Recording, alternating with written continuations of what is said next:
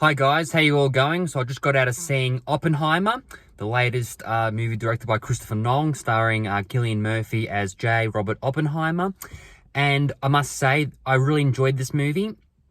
It's based on a true story, obviously, about J. Robert Oppenheimer, an American theoretical physicist who basically was made the director of the Manhattan Project, and essentially he ended up actually creating the first atomic bomb.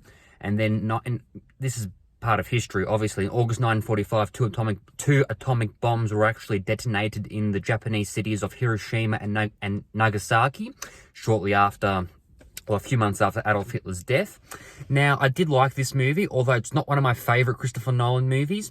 Acting-wise, superb. Cillian Murphy, Robert Downey Jr., Emily Blunt all did a fantastic job. Matt Damon was also fantastic in this movie.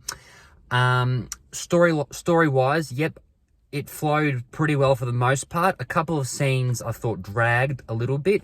I wasn't a huge fan of the love triangle. I know, again, it's based on a true story, but I wasn't a huge fan of the love triangle in this movie that we see early on. But I just think this movie could have had some fat trimmed from it.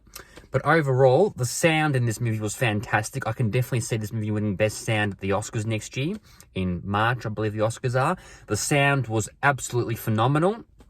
I'm sure this movie will receive a lot of other Oscar nominations like Best Actor, Best Director, Best Picture nominations. But I can definitely see this movie winning Best Sound. The sound was fantastic. I saw it in VMAX, which is not IMAX, but a very large screen.